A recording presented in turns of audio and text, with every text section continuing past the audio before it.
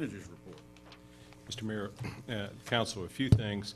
First of all, starting Monday, we will be going into NeoGov, and that is a program that Mr. Carpenter is here.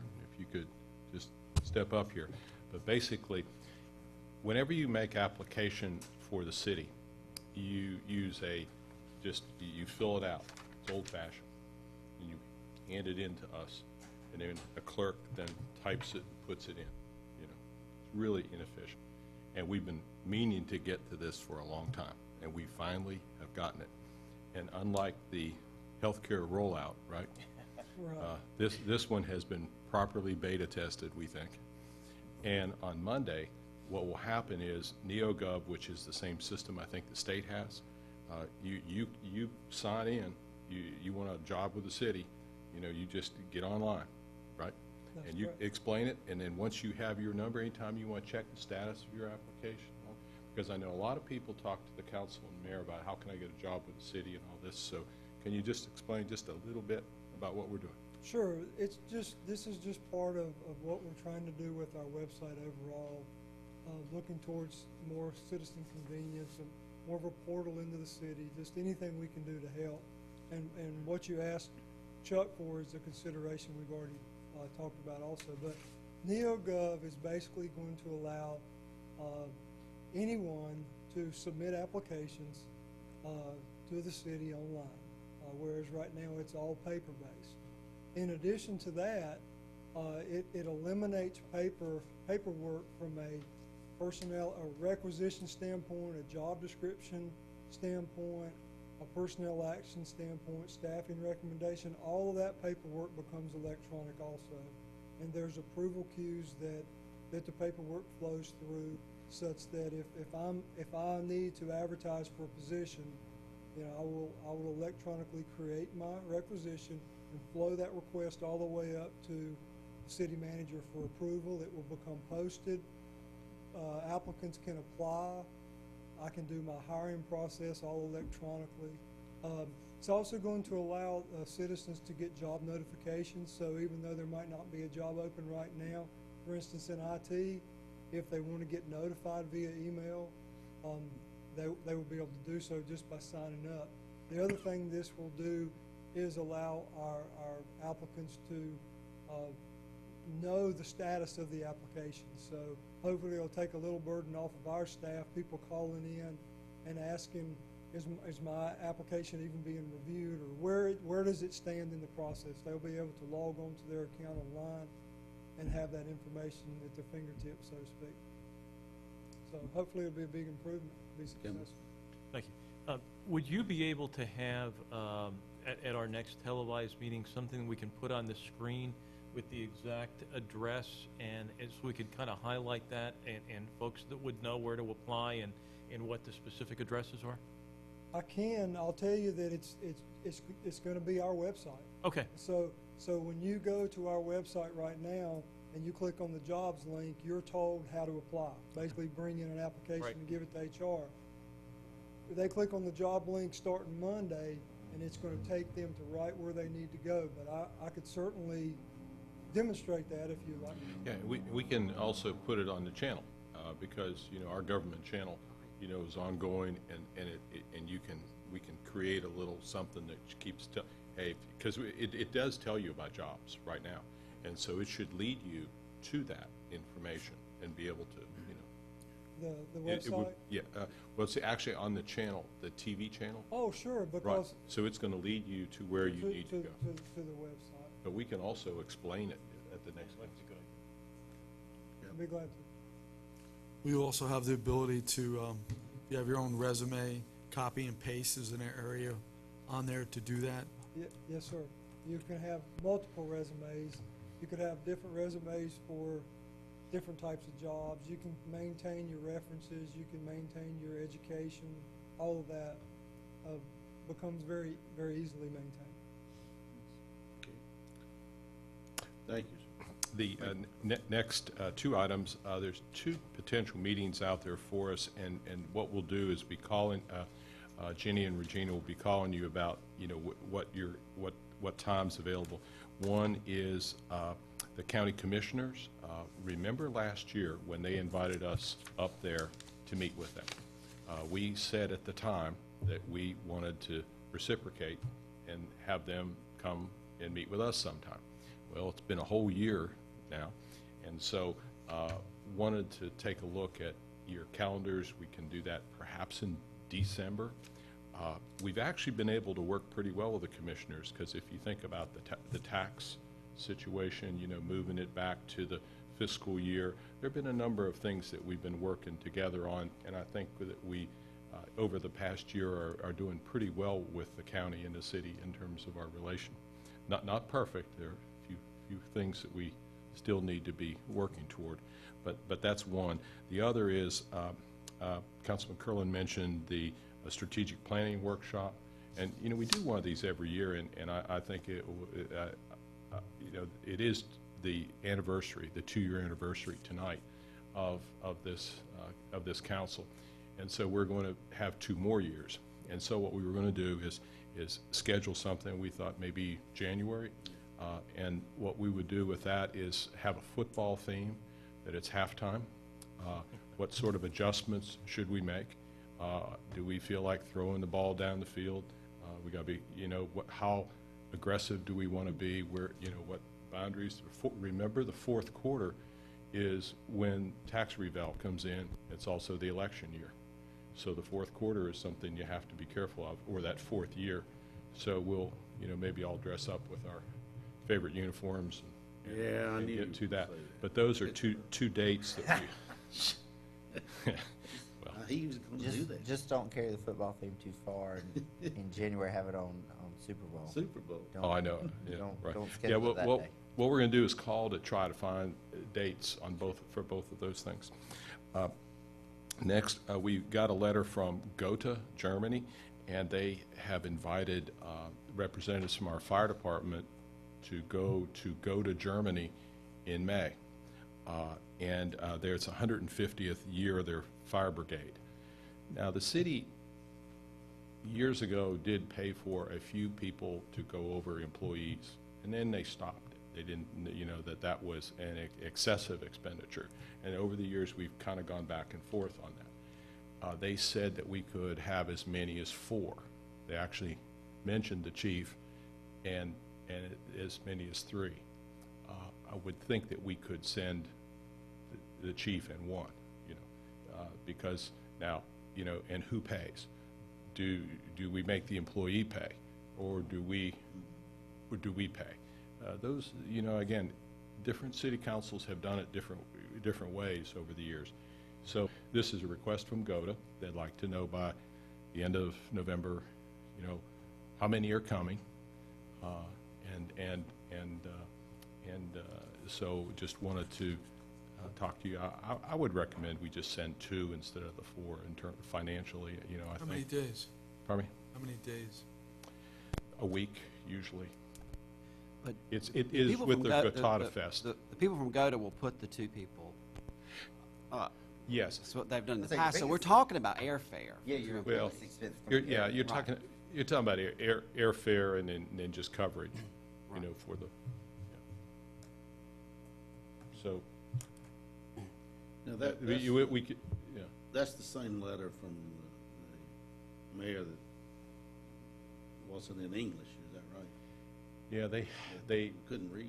I know they sent us one, and there's actually 2 letters. There's another one that talks about a museum where they want to come over to our museum, Yeah. and they just want to know who to meet with that, and that's a pretty easy thing.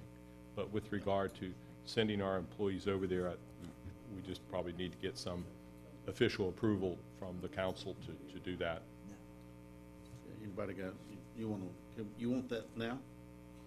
We can do it now or at the next meeting, just, you know, give, you know, as guidance as to, you know, if the council wants to do that, and, Hasn't in the past, and I could be wrong, that the city paid for the employees, okay? Then there were some council people that went and they paid their own way. we've done both. We've made the employee pay sometimes, and, I remember, yeah. Yeah, when I went, I paid, and Chief Salt paid, you know. So and then before, Flip Bombardier and I went, and the city paid. So depending upon the year, we've done it both ways. So I'd make a recommendation that at least the city pay for the 2 employees. I would make that in the form of a motion. But have we decided whether it's gonna be 2 or 4? no, it's you know, I mean, So are you saying just I 2? just- that would be our decision too. I mean, they're saying as many as 4. You know, we will invite them sometimes, and we'll say, you know, would you like to come? There may be 8 or 10, and they may only send, they may send less, you know. If they send I mean, I think it'd be hard, or we shouldn't send 8. You know, they invited, they said as many as 4, and they just need to know how many, you know. But, you know, if we're gonna pay for it, you know, how many do you want to send? I'll second that motion.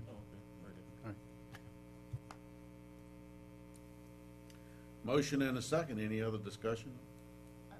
I mean, I'm in favor of us paying for the employees, depending on the expense, could we not send the 4, depending on what the airfare costs? The airfare is gonna be $1,200 or something like that, and, you know, there'll be some other incidental expenses, you know, with it. More transportation, trying to get to go and all that. Yeah. Generally- Once you generally get- they pick Once you you up. get to GOTA, They pick you up. they just take care of you. You really have no expenses there. It's really just it's pretty much the flight over there. Can you try that new airline, the Do what? fly-by-night one? It is all fly-by-night.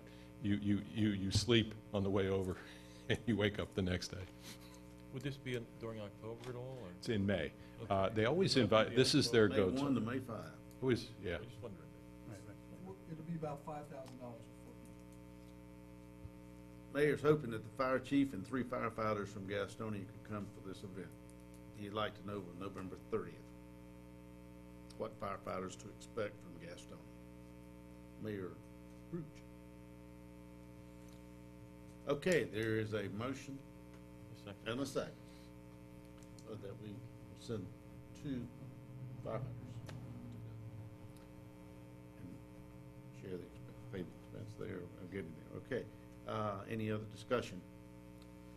All in favor? It's unanimous. And we'll let Doing we'll that, let the, maybe they could raise money privately.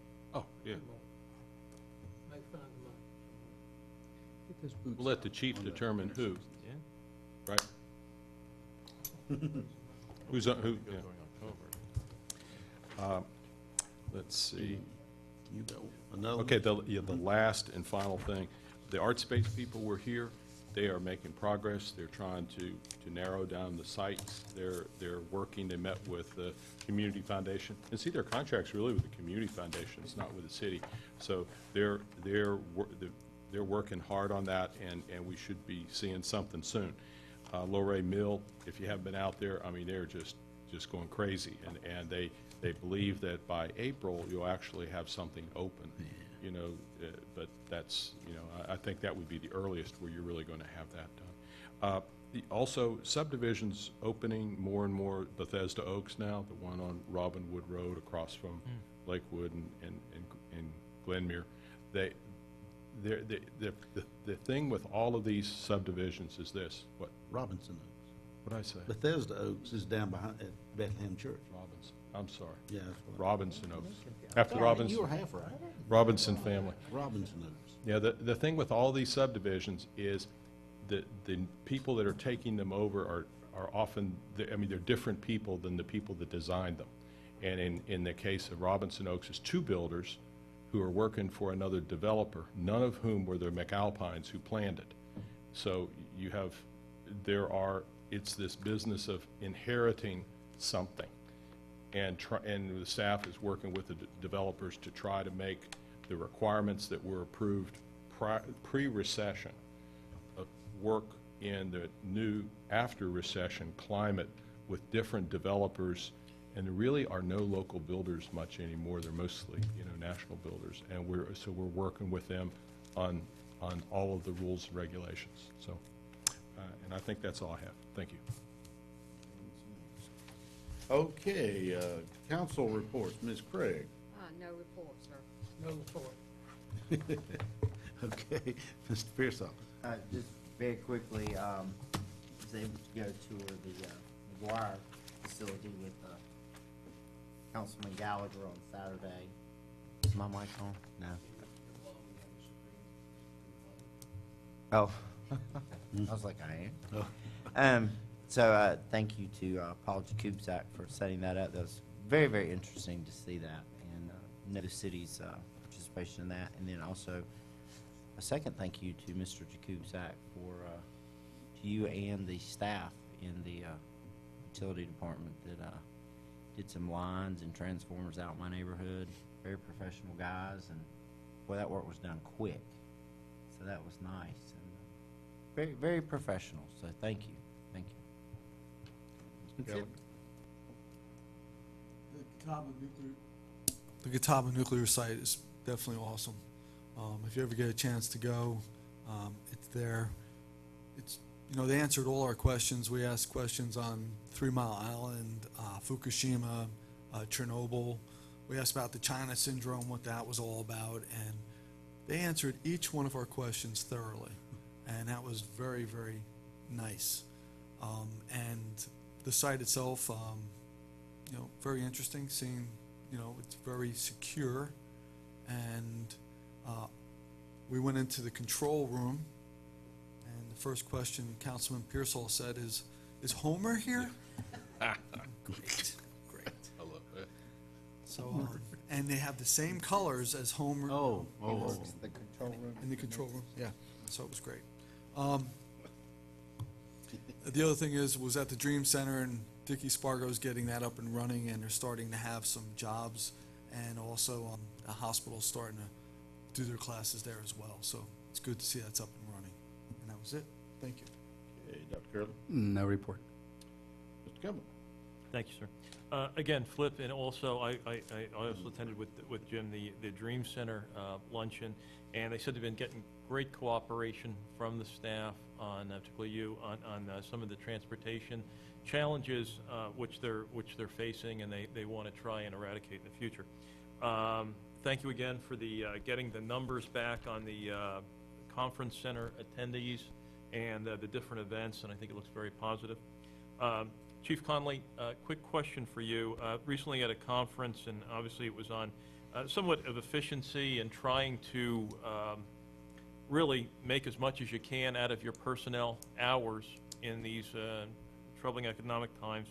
One of the focuses was on police responses to false alarms, and the amounts, frankly, of false alarms on a national level is over the 80% mark. Are we doing any remediation in that area or any studies? Yes, for years, we've been trying to address some of the problems that we experienced with the false alarms. That's a nationwide problem. Yes. And it's around 10% of calls for service average, I think, nationwide. Our calls for service with false alarms account for about 7 to 8% of our calls for service. It's a large draw on the personnel. We have worked for several years trying to address the problems by looking at repeat calls for service, looking at where we're having false alarms and repeat false alarms, going to those locations and trying to see what we need to do to fix the situation.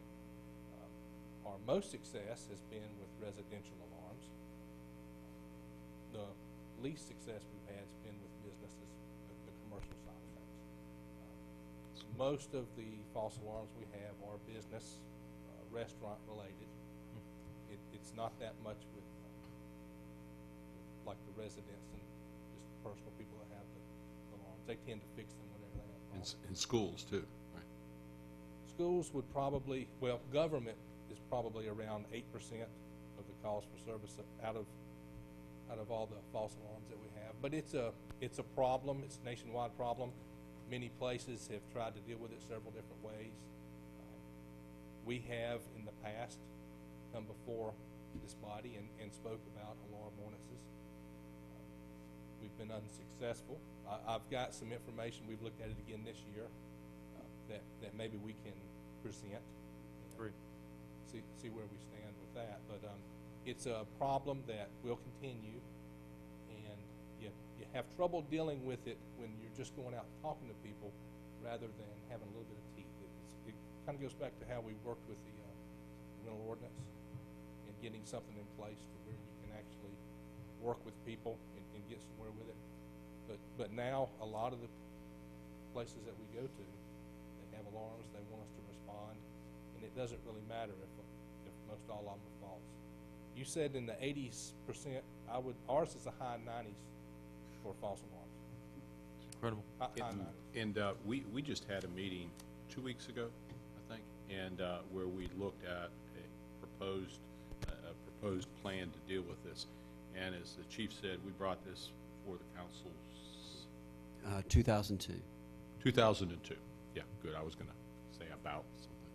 And and we did not take action at that time. So we plan to bring that to the I facility. believe it's on the agenda for the Facilities Committee meeting, which is going to be November the 12th, I believe. Correct. Yes. So this for discussion.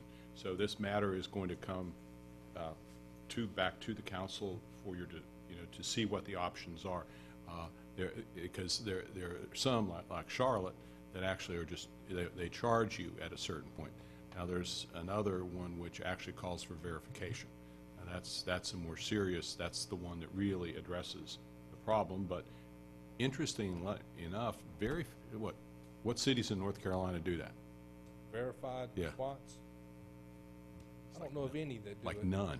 Yeah. Yeah. So what we're going to do is have that conversation, and you guys have put together a good packet of information. We have a good packet of information and several options. It's a problem that I think everyone in the police community has tried to tackle at one time or another. And the only way we've got to do it now is to go and actually talk to the people who have the alarms. We have some success. Thank you very much, Chief, and congratulations to Captain Britton. I believe you graduated from the NA, FBI National Academy. I don't know what class you were, but congrats. That's a great accomplishment. That's all I have. Thank you, Ron. All right. Okay, I think we've covered, and be sure and look over the announcements there. Is there a motion to adjourn? Is there a second? All in favor? And what I want to make, I want to really reinforce that if we can get that, we're getting real close to the holiday shopping season.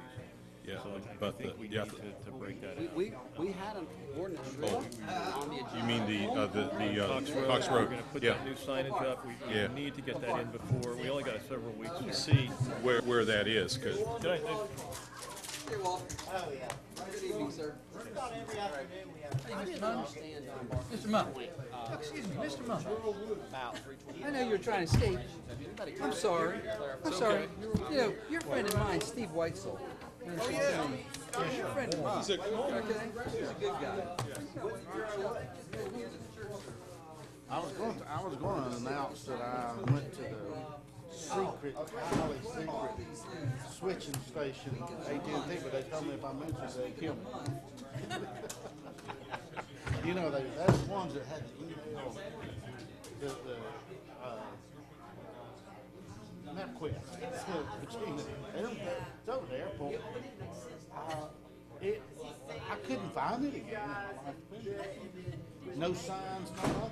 Yeah, I got there. I was there.